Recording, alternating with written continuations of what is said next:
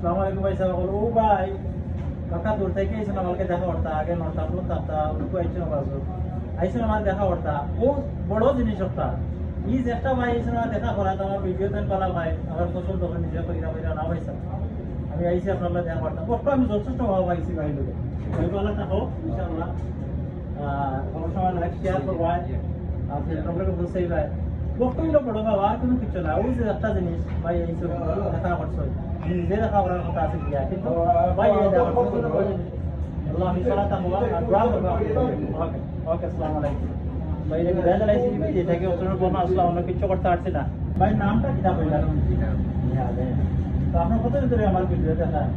এই যে